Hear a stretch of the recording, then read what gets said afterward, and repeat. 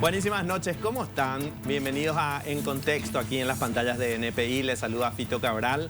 Y hoy vamos a hablar de un tema que nos apasiona, que nos gusta y espero que a ustedes les guste también. Vamos a hablar de cine y específicamente de hacer cine en Paraguay. Pero ya la presento a Estela Ruiz Díaz. ¿Cómo estás, Estela? Hola, Fito. Muy buenas noches. Y para mí va a ser difícil hoy hacer las preguntas porque son personas a las que admiro muchísimo y respeto muchísimo. Sí, tus preguntas incisivas, Estela. pero reservarla para otro programa acá. Bueno, acá la voy a presentar a Paz Encina, cineasta, laureada internacionalmente, que bueno, nos honra acá con su presencia. Hola, Paz, ¿cómo estás? Hola, Fito, buenas noches. Hola, Estela. Hola. Muchas gracias por la invitación. Bueno, lo de laureada internacionalmente, le tengo que decir también laureados internacionalmente, porque todos nuestros invitados esta noche son genios del cine. Está también con nosotros Marcelo Martinezzi. Hola, Marcelo. Buenas noches, Fito. Hola, Estela, ¿cómo están? Muchas gracias por la invitación. Y también nos acompaña esta noche Juan Carlos Maneglia, también cineasta, director, guionista, tiene miles de historias de cómo se le perdió el guión y ese tipo de cuestiones. Hola, Marcelo, ¿cómo estás? Hola, Fito, hola, Estela. Juanca, perdón. Sí. Feliz de estar acá. Gracias, en serio. Yo sí que los admiro, en serio. Qué gusto que hayan venido. Es un tema que nos apasiona. Estela decía, vamos a hacer algo distinto hoy porque, bueno, todos los miércoles hablamos de política, vienen aquí los dirigentes, se pelean, hablan de sus rencillas, de sus denuncias. Y hoy queremos hablar de algo que construye nuestra sociedad y que nos identifica en el mundo, porque el cine paraguayo, cuando se ve en otros países, cuando son otras audiencias, bueno, descubren algo de nuestra identidad que nos caracteriza en muchos casos y que en las películas se puede ver. Por eso queríamos hablar con nuestros invitados y que nos cuenten, bueno, cómo es hacer cine en Paraguay. Sabemos que hay dificultades, sabemos que no hay políticas públicas, sabemos que hay pocos fondos y que es difícil hacer cine y sobre todo generar una industria, algo que perdure en el tiempo y que, bueno, genere know-how, que haya cada vez más experiencia. Empiezo por Paz. Paz, contanos, ¿cómo es hacer cine acá en Paraguay? Bueno, yo creo que es un camino que fuimos construyendo y creo que hoy el camino es un poco más suave que lo que nos tocó a nosotros, sobre todo al principio. Te estoy hablando a principios del 2000, 2005, 2006 y en adelante. Pienso que logramos algo que es fundamental, que es la apertura del INAP, el Instituto de Cine Audiovisual del Paraguay. Y ahí un poco también pienso que nuestras imágenes van a empezar a ser un poco más nuestras, que es algo muy difícil para nosotros. Para mí es algo muy difícil siempre saber que la película tiene dueños por todo el mundo y que yo soy minoritaria. Con EAMI es la primera vez que yo conseguí ser mayoritaria, pero es mi cuarta película. Es la primera vez que logro y para mí es un orgullo muy grande. Y pienso que con la apertura del INAP hay algo que se nos va como a alivianar un poco. Pienso que vamos a tener sobre todo también un buen comienzo, porque no es igual ir a probar un fondo alemán, francés o de cualquier otro país sin tener un respaldo que teniendo ya un respaldo. Y pienso que eso va a suavizar un poco el camino para nosotros y para todos los que, en realidad también para todos. Pienso que va a haber una apertura de concurso y eso también es importante. Marcelo. Coincido en que de repente yo creo que también al comienzo decíamos que los tres somos de alta producciones, evidentemente pertenecemos a una clase social privilegiada, o sea, tuvimos educación privada, tuvimos un montón de beneficios que muchísima gente no tiene y lo ideal, yo creo, en este momento con la apertura del INAP es de alguna manera también democratizar la posibilidad de hacer cine en Paraguay. Siempre hablamos que en América Latina el cine es una profesión sumamente burguesa, o sea, está en manos en este momento de muy poca gente. Y por ahí es interesante, a partir de esto que recién decía Paz del INAP, empezar, y creo que se está pensando también de esa manera el instituto, que por ahí gente tenga mayor formación. De repente, nosotros la mayoría estudiamos en cursos, talleres afuera, y si tuvimos la oportunidad de hacer alguna cosa, por ahí es importante traer gente aquí, formar gente para los oficios, o sea, buenos iluminadores, buenos gaffers, buenos actores, directores, todos, ¿verdad? Todo el cine es un arte colectivo, ¿verdad? Entonces, de repente, creo que estamos en un muy buen momento, en un momento genial, y les agradezco por invitarnos, justo lo que decían al comienzo, este tema de que siempre están con políticos, también me hizo pensar de que Ese es el gran fracaso de este país. Por ahí tenemos que probar con la cultura, por ahí tenemos que probar con la música, con las artes plásticas, o sea, cambiar, transformar el país desde otro lugar. Porque realmente me parece que tenemos en este momento las armas para hacerlo y creo que espacios como este son importantísimos para también poner en la agenda, ¿verdad?, algo que no sea esa política tan podrida de este país y sobre todo en este momento, ¿verdad? Mira, viene al caso porque hoy estábamos en la radio y en el canal con Berta Rojas y ella de un plumazo cambió la visión que a veces nosotros tenemos desde los medios cuando vemos que todo es negativo, que hay tantas denuncias de corrupción y ella decía, esa es una minoría, el país no es ese, la mayoría no somos así. Entonces me parece que va bien al caso lo que estás planteando en el sentido de decir, bueno, lo que todos los días vemos y hablamos y cuestiones negativas y de corrupción y compañía, se debe a una minoría. Sí, sobre todo a una minoría que nos interesa la belleza. Yo creo que todos los que trabajamos en arte de alguna manera aspiramos a un país en el que la belleza sea algo importante. Y hay políticos en el mundo que han demostrado de alguna manera la importancia de la belleza en política. En Paraguay eso no ha sucedido. Entonces me parece que es importante por ahí empezar de otro lado y buscar desde otro lado. Juanca. Hay una cosa que pasó, bueno, que pasa ahora, que es el tema, se democratizó mucho más por la posibilidad de que la gente puede grabar con su celular a 4K, ¿verdad?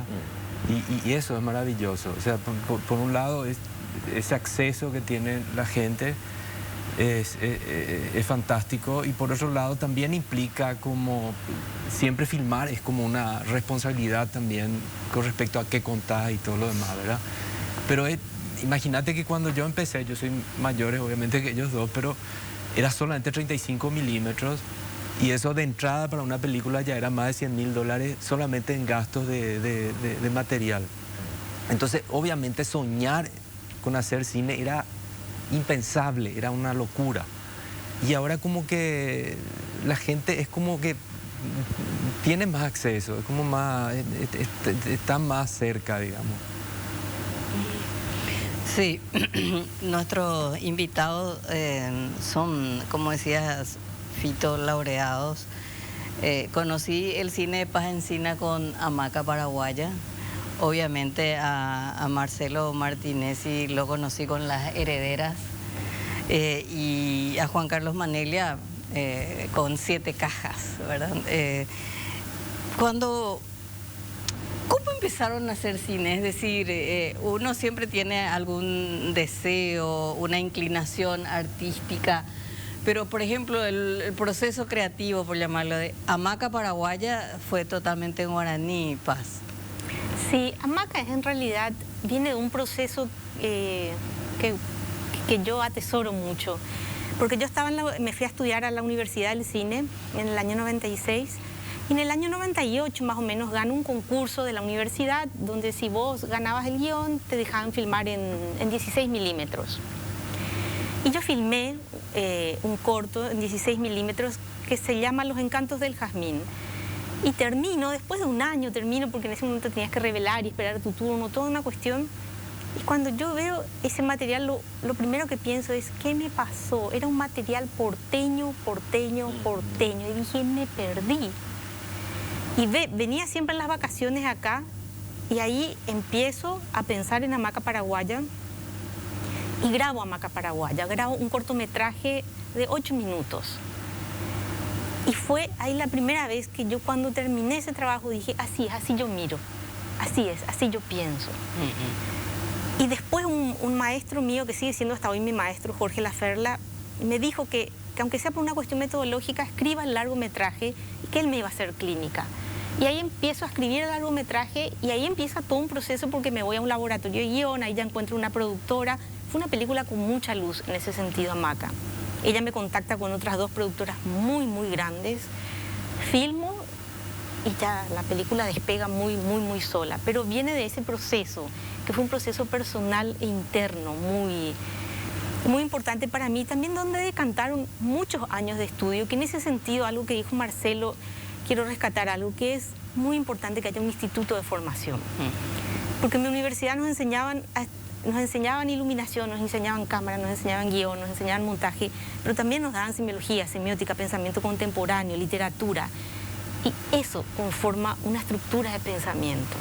yo creo que ese es un derecho que tenemos todos los que queremos estudiar cine. Tendría que ser un derecho al que podamos acceder, porque es lo que te conforma, lo que te da una base, lo que te da una solidez. Y pienso que eso es algo también algo que tenemos que apuntar. Y eso también es democratizar algo.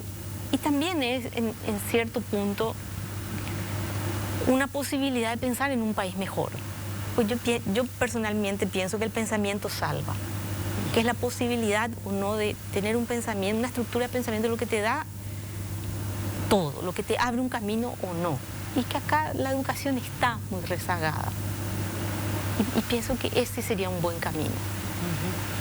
Yo creo que todos tomamos el carro de mano en 7 cajas y recorrimos el Mercado 4 y también festejamos ese guaraní tan natural que todos hablamos, pero que sin embargo desde el teatro y del cine como que estaba así como marginado. Claro. Sí, y sin embargo festejamos ese guaraní que escuchamos en 7 cajas. Juan Carlos. Sí, ahí hay un trabajo también muy lindo de Tana y con los actores, digamos, porque por un lado está el guión, porque yo escribí el guión, pero no hablo guaraní lastimosamente, escribí en español. Entonces ahí nos ayudó también Tito Chamorro, que es un dramaturgo maravilloso que hace teatro, y él nos ayudó pasando al guaraní, pero a veces son los actores los que le dan cuerpo y le dan esa energía que tiene que tener, y en los ensayos es como que se construye eso, ¿verdad? Y eso es lindo, eso es hermoso, ver ese proceso de crecimiento, una idea y mucho también es escuchar, pues yo durante casi 3 años es como que me iba al mercado, me iba a la noche, me quedaba, tomaba cerveza. Yo no tomo alcohol y tomaba cerveza con ellos, con los carretilleros. Pero me maravilló ese mundo. Imagínate nosotros, yo tuve la idea en el año 92 cuando hacíamos El Ojo con Menchi, porque había un capítulo que se llamaba Trabajadores de la Noche. Y pasamos toda la noche en el mercado y yo me acuerdo tanto que teníamos la cámara con el entrevistado y yo miraba el mercado a la noche y aluciné. Yo dije, acá hay que hacer una película. Esto es una cosa. Conocía el mercado de día, pero a la noche fue que me explotó todo. Imagínate que esa idea se me quedó y vuelvo a retomar, pues nosotros tenemos otro proyecto muy complicado que se llamó La Santa, que todos ellos conocen, ¿verdad? Y era caro, complicado, qué sé yo. Y yo le decía a Tana, tengo yo una idea, es más barata, ya tenemos lugar, creo que va a ser más manejable, pero un poco así nace un poco 7 cajas, digamos. Con Las Herederas, así como la espera angustiante de Hamaca Paraguaya o esa adrenalina por los recovecos del mercado, creo que en Las Herederas, por lo menos la sensación que yo tuve, esa mirada de primer plano de Ana Brun, qué fantástica. Era como si a través de los ojos veíamos esa situación de esa clase media, esa angustia también que vivía a determinada edad y como esa cárcel, diríamos, que significaba ser lo que ella era, Marcelo. Sí, realmente para mí fue un proceso también, creo que hay algo muy lindo que nos da el cine, porque son tiempos largos y que nos da en primer lugar la posibilidad de reflexión, ¿verdad? Y también, en mi caso particular, yo casi siempre empiezo proyectos donde la incertidumbre esté muy presente. O sea, empecé también ese proyecto sin saber muy bien a dónde me iba a llevar. No tenía, evidentemente, tan claro, porque lo que uno hace, creo que todos lo hacemos cuando hacemos cine, es un poco ordenar el mundo, ¿verdad? Según lo que vemos. Y a mí muchas veces ese orden de mundo me lleva hasta el último día de edición, como hasta tomar las decisiones para ver. Y esto que hablas, Estela, por ahí la mirada de Ana Brun, uno va descubriendo por el camino. O sea, yo le vi a ella, me cayó súper bien, dije, ¿cómo quiero trabajar con ella? Tengo así experiencia genial de cómo nos conocimos, ¿verdad? Justamente a través de Pata, del que fue el jefe de nosotros 3. Y de repente era ver, bueno, qué peso puede tener eso y de qué manera ese personaje que está en el papel puede de alguna manera vivir o habitar a esa persona con lo que esa persona trae en su físico, en su ánimo, en su espíritu. Porque de repente yo creo que así como en otros países tienen un montón de dinero en Hollywood para hacer películas, yo creo que hace poco, me parece que fue Cate Blanchett la que dijo, me bajé de un avión, me tuve que tomar un taxi, irme a acostar a la cama para actuar con un tipo que supuestamente era mi marido hace 30 años y yo no le conocía, no sabía quién era. Y la primera escena era en la cama. Entonces, eso te hace pensar de qué es lo que estamos haciendo. ¿verdad? Y ella dijo, yo no quiero más hacer esto, quiero buscar otra forma. Y creo que nosotros en Paraguay, si algo que tenemos es tiempo. O sea, no tenemos el privilegio, yo creo que ustedes van a coincidir conmigo, de poder trabajar con los actores si queremos, o de la locación, o de ver con unos tiempos y de una forma que en muchos países del mundo se perdió. Y creo que eso es un tesoro que puede tener nuestro cine, ¿verdad? De que puede pensarse, puede reflexionarse. No tenemos dinero para hacer una película cada año. Ellos cada 4, 5, 6 años.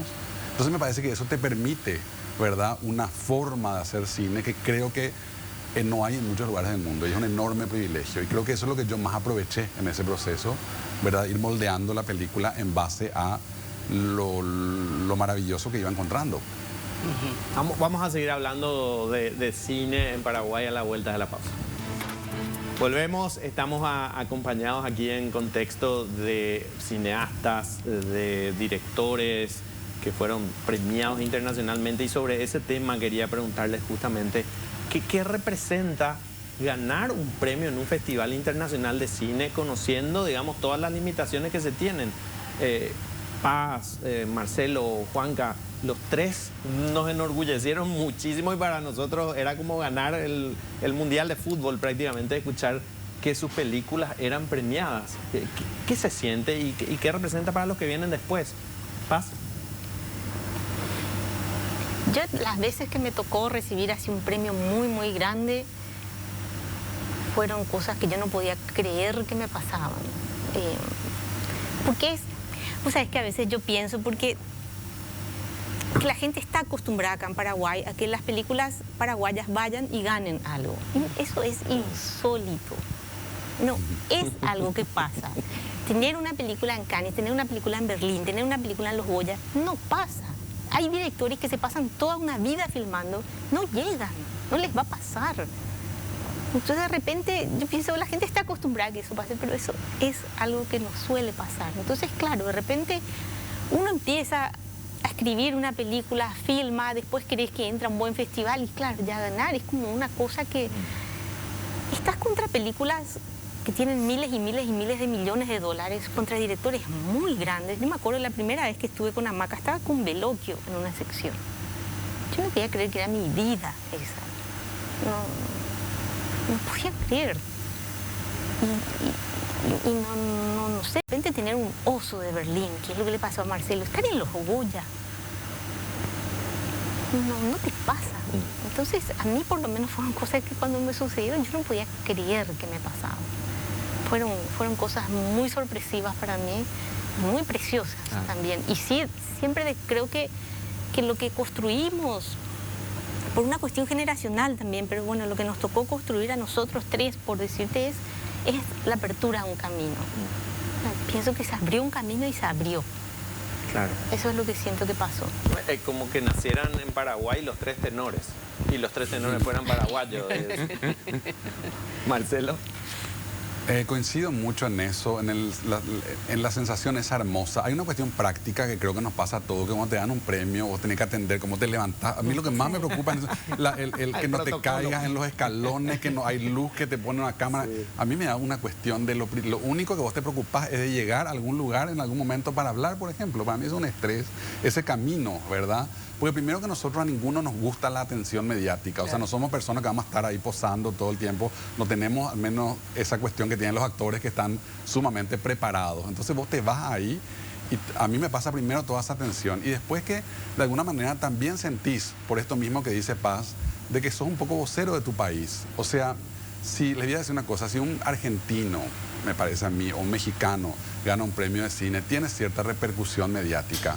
Acá es como que toda la gente está muy pendiente de lo que pasa con el cine y eso es hermoso y tenemos que agradecerle a la gente de prensa, a ustedes, porque de repente yo creo que nos convertimos de alguna manera por el hecho de que este país necesita celebrar algo, ¿verdad? Las personas que de alguna manera pueden traer algo fuera de la fama de narcotráfico, de crimen organizado, de todos esos desastres en los que el país siempre es noticia, también de alguna manera decimos, Dios mío, es como una cosa que te viene extra, que es hermosa, que es una oportunidad linda de poder dialogar con tu país, pero que por otro lado yo creo que el hecho de que eso suceda también habla de una necesidad enorme que tenemos nosotros de no solamente reflexionar en el cine, en las películas que hacemos, sino también fuera de cámaras, mirar la forma en la que nosotros podemos contribuir a que realmente este país se piense a sí mismo. Juanca. Yo lo que a veces celebro, o sea, el tema de los premios es muy interesante, ¿verdad? A mí me pasó que cuando yo escribí 7 cajas, jamás pensé que salga de Paraguay. Nunca ni me pasó en la cabeza que podía. Tan así tenía como más, ¿cómo se dice? Más esperanza. Más esperanza de que ocurra, ¿verdad? Pero yo jamás se me ocurrió. E incluso cuando existía la posibilidad de que presentemos el cine de construcción, yo le decía, no vamos a llegar ni a estar entre los 6. Y cuando entramos entre los 6, y después cuando yo empecé a ver las otras películas, yo a todas le veía así, yo te decía, esta va a ganar, esta va a ganar, esta va a ganar. Las otras 5 eran maravillosas, ¿verdad? Yo siento, encima una estaba producida por Luis Puenzo, que ganó el Oscar y qué sé yo, y su película era hermosa y como dice Paz, de repente son personas que nosotros admiramos mucho y que de repente compiten con uno y que vos te quedás así, ¿verdad?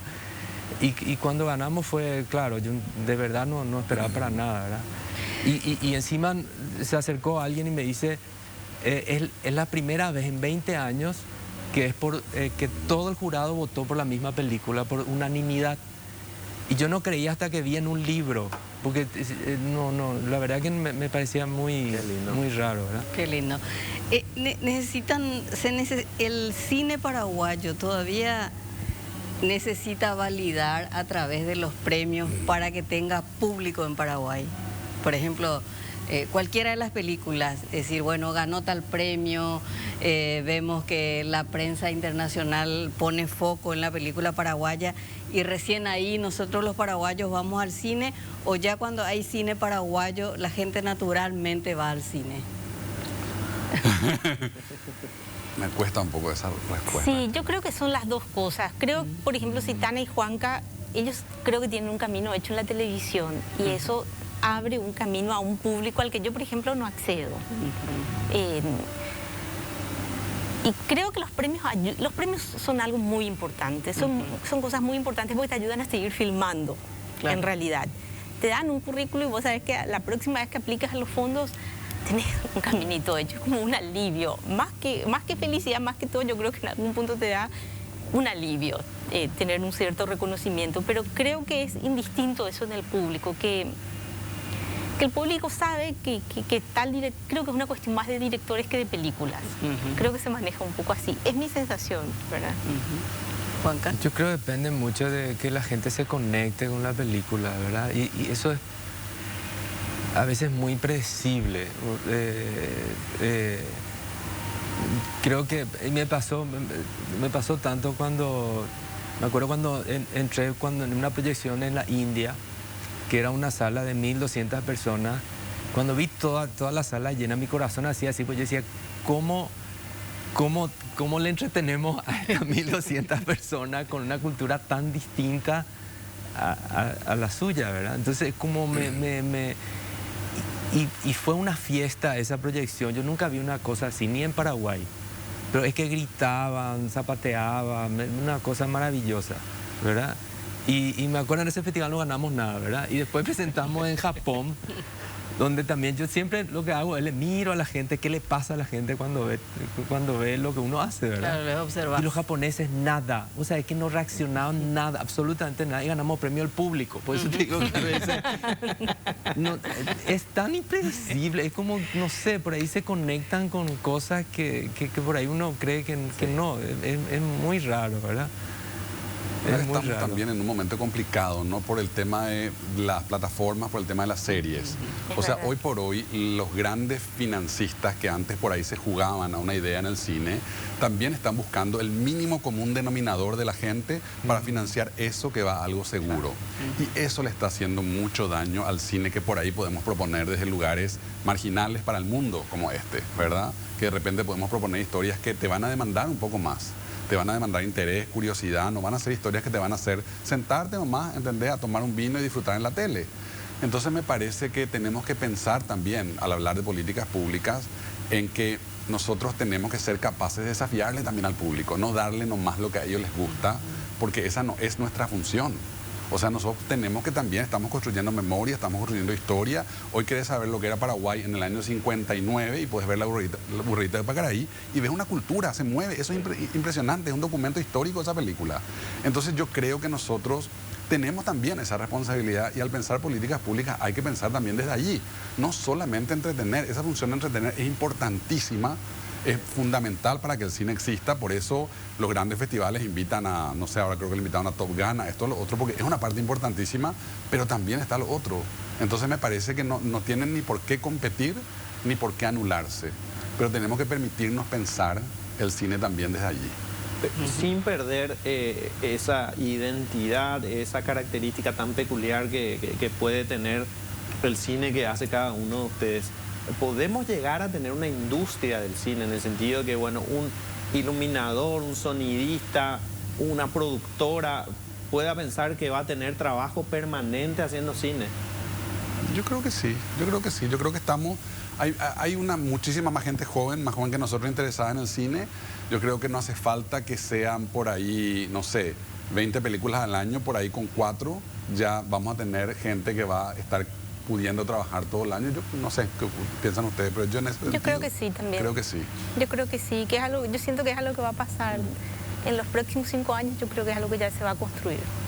Y cómo se abrieron nuevos caminos también con la plataforma, con el Instagram, con qué sé yo, hay gente que hasta filma en digital con excelentes cámaras para Instagram, ¿verdad? Entonces como o cuenta cosas muy cortitas, o sea, yo creo que hay demasiados caminos ahora para la ficción o para el documental, entonces como que eso es bueno. Yo no sé, no sé si tengo el término correcto, pero hay como un cine denuncia, ¿verdad? Yo creo que también hay momentos políticos y en ese sentido te veo, Paz, en esa línea, diríamos, un poco con la película sobre Goiburú, tu última película ahora de Ami, que es maravillosa, hermosa. En tu caso, por ejemplo, sos una figura excepcional porque sos una mujer que hace cine en Paraguay, pero también tenemos que hablar de otras mujeres como Tana Shembori, como Renate Costa, que hacen así como un cine denuncia. Y yo les pregunto a ustedes en ese sentido, ¿hay que hacer las denuncias políticas en el cine? Es como una, no sé si una posición política del director, ¿eso debe hacerse o no? Pues sabés que no es que pienso, Estela, así, antes de empezar una película, voy a hacer una película, es algo que yo creo que está incorporado en mí, que ya es parte de mi educación. Claro. Y cuando te digo de mi educación, te digo de mi primera educación. Y también de la estructura en la que a mí me toca vivir. Yo soy hija de un hombre que fue opositor, que estuvo exiliado 2 veces. Toda mi infancia y mi adolescencia fue en dictadura. Cada 15 días venían los policías a hacer una redada en mi casa, revisaban todas mis cosas, todos mis juguetes. Esa ya es parte de mi educación. Y yo personalmente pienso que no existe lo apolítico. Decís que sos apolítico y estás directamente del lado del opresor. Del lado del opresor. Es algo para mí directo. Yo creo que no podemos ser tan ingenuos hoy al saber que creando imágenes en el mundo, en la era de la imagen y del sonido, no podemos ser tan ingenuos de pensar que lo que hacemos es inofensivo. Yo creo que, y creo eso para nosotros los directores de cine, para ustedes los comunicadores, o sea, creo que vos tenés una línea política, Estela. Creo que es algo que ya, no sé, que ya sale de vos. No sé si es algo que pensás todo el tiempo. Claro. Yo creo que ya es algo que directamente uno vive de esa manera. Por eso de tu esencia, diríamos. Y es parte de mi esencia, te digo, es parte de mi educación y es parte de mi estructura. Entonces, no es algo que yo pienso. Yo, cuando me fui a buscar la historia de Ami, yo me fui a buscar una historia de amor. Me fui a buscar cualquier otra cosa. Yo ni siquiera pensé, voy a trabajar con una comunidad indígena. Me llevó un amigo, José Liceche, diciéndome, yo sé dónde está esa historia de amor que vos estás buscando, vamos a tal comunidad y está. Y terminé haciendo de Ami, pero es es algo que no es que pienso directamente, sino que es lo que yo sé, que conozco y lo que yo tengo para contar. Juanca. Opino igual que Paz. Siempre hacemos política también con nuestro cine. A mí me pasa que yo tengo un elemento muy especial porque yo hago mucho para mi papá. Porque mi papá tenía salas de cine. Entonces es como que para él era necesario que la película sea popular entonces es como que en mi cabeza es como que no es consciente, pero es como que quiero cumplir ese sueño, ¿verdad? Y me pasa eso, ¿no? Me es difícil a veces contar porque es como te digo, no es así, no está siempre presente, digamos, es como está ahí. Bueno, si tu papá tenía sala de cine, le habrá conocido a Doña Censura, entonces. A la señora representante de la dictadura que iba y decía, esta película no, esta película sí. Cáceres de Tomás, ¿cómo se llama? Carmen Cáceres de Tomás. Sí, me acuerdo de ella, sí. Sí, todos le conocimos, sí, re contra. Yo pienso nomás que de repente en el cine, me parece que siempre por ahí, estaba pensando en la palabra denuncia que usaste, de repente que a veces está presente de una manera más evidente, otras veces no. A mí me da la impresión cuando pienso, pero casi te digo en el diván, de por qué hago cine, tiene que ver con pertenecer a una élite con la que yo estoy totalmente en desacuerdo. Y la única manera de tratar de alejarte de eso, que está todo podrido, es tratar de decir, vamos a ponerle enfrente a un espejo para que más o menos se miren y se den cuenta de lo que son, ¿verdad? Porque yo creo que de alguna forma este país no está así por la gente que viene a veces a sentarse acá a hablar con ustedes. Está así porque hay una élite que no quiere que nada cambie. Y se puede cambiar desde un montón de lugares, desde ver 7 cajas y entender una realidad, ¿verdad? Desde ver EAMI y entenderlo, o sea, en muchos lugares muy importantes no están siendo vistos por esta gente. Y me parece que eso es lo más desesperante. Yo a veces ya pienso tiempo de hacer cuántas películas voy a tener para ver. Uno a veces cuando elige lo que va a hacer ya tenés que pensar hasta en eso, ¿verdad? Porque no sé si nos va a dar la vida para poder contribuir realmente a este diálogo, ¿verdad? Con una gente que, digo, maneja el país no a nivel político, era a nivel económico, a nivel tradición, a nivel costumbres, ¿verdad? Claro, porque con tu película pasaba que hubo un intento de boicot por la relación homosexual de la película. Hubo un intento de boicot y hubo también yo creo que una feroz... un intento de boicot sin ver la película, claro, ¿verdad? Por el simple hecho de que una crítica dijo esto o que el crítico... O sea, la gente ni siquiera se permite ver. Y eso es muy grave como sociedad. Y es muy grave como sociedad, sobre todo cuando nuestra sociedad necesita ordenarse. O sea, ustedes yo creo que todo el día lidian con el caos, ¿verdad? Que debe ser para ustedes desesperado porque conocen la realidad política mucho mejor que nosotros.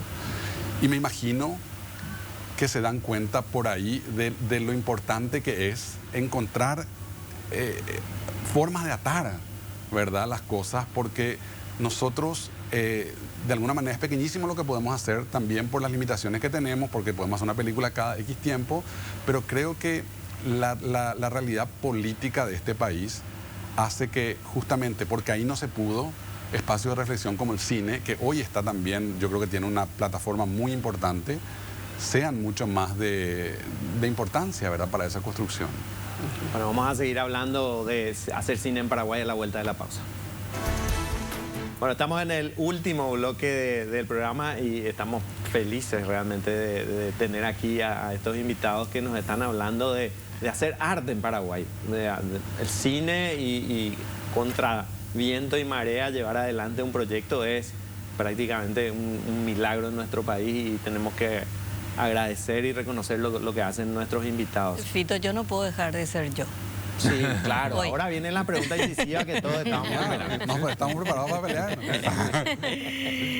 Ustedes son unos observadores agudos de la realidad y lo sentimos eso cuando vemos sus películas, ¿verdad? ¿Cómo están observando la situación política en general, más allá de esa interna clásica a la que nos tienen acostumbrados los partidos políticos? ¿Cómo están viendo la realidad? Y acá, Marcelo, vos fuiste director de comunicación del gobierno de Fernando Lugo. yo cuando sucedió lo de la TV pública, dije en radio, Fernando Lugo tenía que tener, con 10 Marcelos Martínez evitaba la concreción del juicio político porque hiciste como una resistencia en la televisión pública y eso animó a mucha gente a tomar las calles y en ese momento, ¿cómo ves hoy la situación de Paraguay?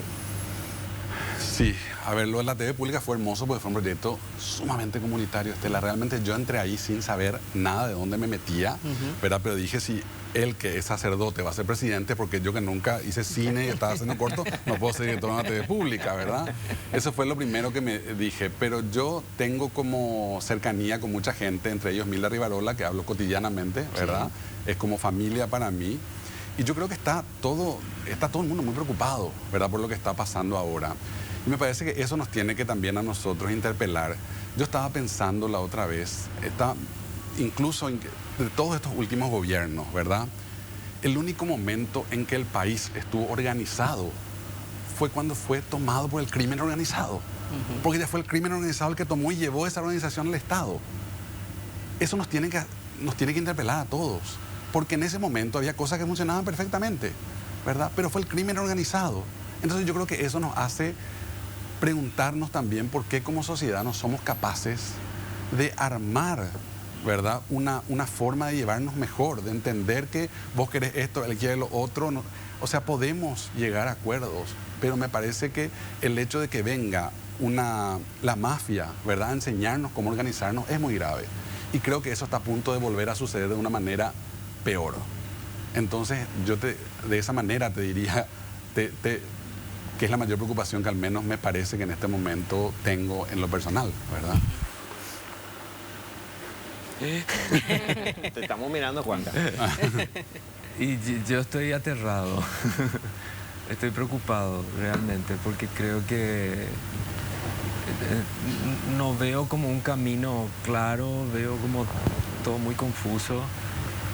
Lo que sí me encanta es que la gente se manifiesta y dice lo que piensa, y dice lo que piensa a través de memes, de cosas, y eso me encanta. Es como que a veces en el celular vos tenés la sensación del paraguayo más común, del que está en la calle, de que sufre todos los días, de que tiene que ganar con el sueldo mínimo. Eso es maravilloso, digamos, y yo creo que de alguna manera está también presente en nuestro cine, pero sí, estoy aterrado, de verdad me preocupa, porque es como que volvemos a repetir los mismos errores y es terrorífico. Me acuerdo, ¿se acuerdan de la serie, la de Pablo Escobar, que al comienzo decía esa frase? Sí, por de la historia, una cuestión así.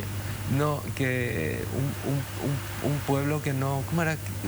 Un pueblo que no conoce su historia está condenado a repetirla. Exactamente. Y es como que repetimos lo mismo, sí, nuestros mismos errores, y yo creo que el cine puede conseguir un poquito de ese lado, tratar de acordarnos que hicimos mal. Un poquito eso. Paz.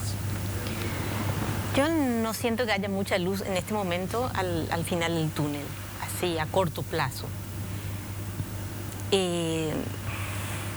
Pienso que podemos construir desde nuestro lugar pequeñas cosas, pero no, en ese sentido estoy muy de acuerdo con Marcelo, ¿verdad? No estoy viendo una posibilidad mínima de cambio, ¿verdad?